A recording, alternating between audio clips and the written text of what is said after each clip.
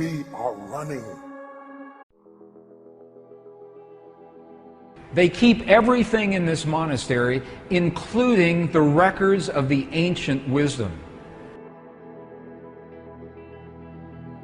What is in these texts that's so valuable? What is in these old texts that makes them so powerful? I want to share with you one of these texts. One of the texts that was edited from our Christian Bible is in this monastery. Now, I'm going to share two of these images with you. We said earlier, to unleash the force of the divine matrix in our lives, first, we have to understand how it works, and the science tells us how it works.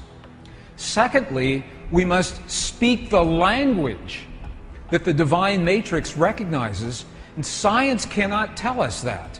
That comes from our past, from our culture, from our history, from those who have learned and used this language for thousands of years. So this is what we're doing right now. We're learning what did the great masters say about this language. Because it's the same whether you're talking Buddhist or Hindu or Christian, pre-Christian traditions, they're all telling us that there is a field of energy and that we have the language to use that field. This is an actual page out of the Gospel of Thomas. So we know that this ancient gospel actually existed. And you can see some of the letters. These are Greek letters. You can actually read some of, if you know Greek, you can see some of the Greek letters right here. In the Gospel of Thomas, two very important keys. This was written right around 300 years after the time of Jesus. We've been in the Buddhist monasteries in Tibet, and they're telling us that feeling is the prayer, one. Two, that we must feel as if our prayers have already been answered. Okay, and now we're in an Egyptian monastery with the texts that used to be our tradition before they were edited. And we're going to look at the instructions that tell us how to do that. Gospel of Thomas, verse 106, translated from the Nag Hammadi Library. It says, when you make the two, thought and emotion, one. So the Gospel of Thomas is talking about thought and emotion. It's saying when you make your thought and your emotion one, look at what happens. You will say to the mountain, mountain, move away, and the mountain will move away. It's saying that when you can marry your thought and your emotion into one single potent force, that is when you have the power to speak to the world. When you make the two one, the two, thought and emotion, when the two become one in our hearts, we create the feelings in our bodies. And you'll see how to do that in just a minute. Let's go back to the Gospel of Thomas, another verse. Now this is verse 48. It says almost the same thing. This was so important that it was recorded at least 3 different times in the same gospel. Look at what this says. If the two make peace with each other in this one house, you are the house, you are the temple. If the two make peace with each other in this house, if thought and emotion become one, if they make peace with each other in this house, look what happens. They will say to the mountain, move away, and it will move away. He's telling us again, in a completely different verse, how powerful it is to marry thought and emotion. But they still haven't told us how. How do you do this? That's the next piece. In the early Christian Bible, your Bible today, there is a passage. How many have heard, ask and ye shall receive? Have you heard that before? Ask and you shall receive. Have you heard that? I know people that ask and ask and ask and nothing happens. Because the asking is not done with the voice. The asking is not done, please, please bring this to my world. That's not asking. To ask, we must speak to the field, to the divine matrix, in the language that the field recognizes. In a language that's meaningful. The field doesn't recognize our voice, it recognizes the power of our heart. Remember this morning, our heart, we have a feeling, creates electrical waves, magnetic waves. That's the language the field recognizes. So when you create the feeling in your heart as if your prayer is already answered, that creates the electrical and the magnetic waves that bring that answer to you. And you're going to see this in just a moment. Ask and ye shall receive.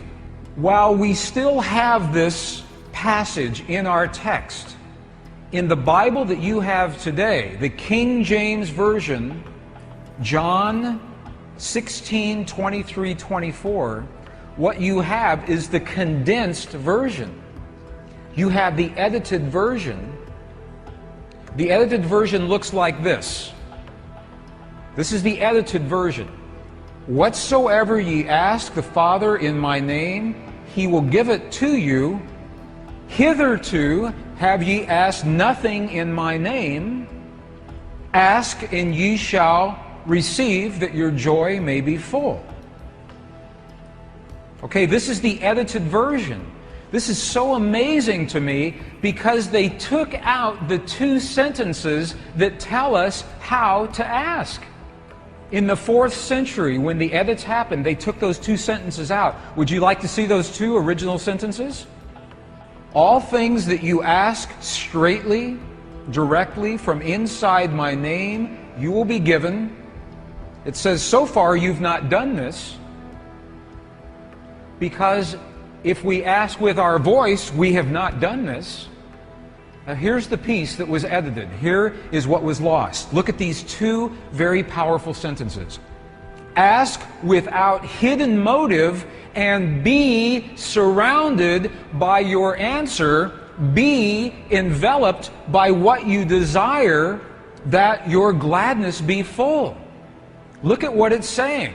It's not saying to speak a word, it's saying to be surrounded, to feel as if. If you are surrounded, you are feeling as if your answer has already happened. Be enveloped. If you want the perfect relationship in your life, if you want the healing in the body of your loved ones, feel the feeling of what it is like as if that has already happened. Be enveloped by what you desire, because that is when your thought and your emotion become one.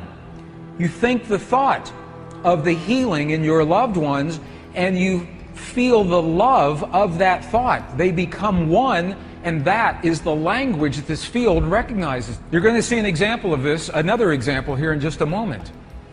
Ask without hidden motive. What does that mean? Hidden motive. Ask without judgment. This is precisely what the Buddhists are telling us. Ask without the judgment of the right or the wrong or the good or the bad. Ask without the ego. Ask from the heart. Because to be, if it says be surrounded, that means to feel as if. To feel as if. Now, if that sounds too religious, because it's from the Bible, we spoke this morning about Neville, the philosopher Neville, early in the 20th century. His book, The Power of Awareness. Look at what he says. It's the same thing.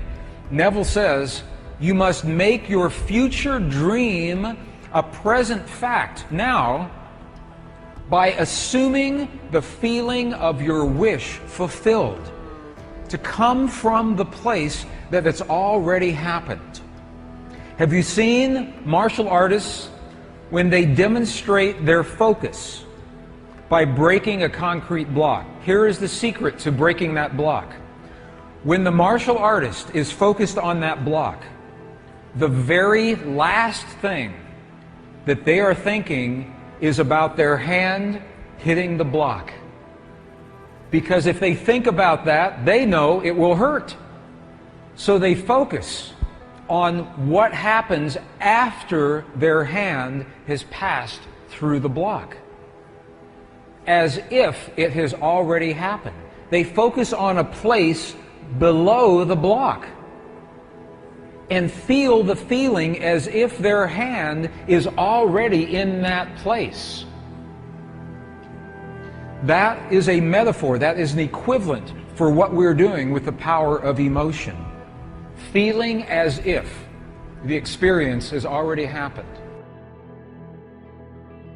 We are running out of time. What are you going to do with the time you have left? I say that if you don't reposition yourself, you could miss the best time in your life, in this season of life. Because we have got to change the way we think. We have got to change the way we function. We have got to change the way we deal with issues. And the reason that you have to begin to reposition the way you think and the way you function and the way you feel is that we many times are stuck between the lines of limited thinking and limited people and limited ideas and limited philosophies, and there's something creative down inside of you saying, let there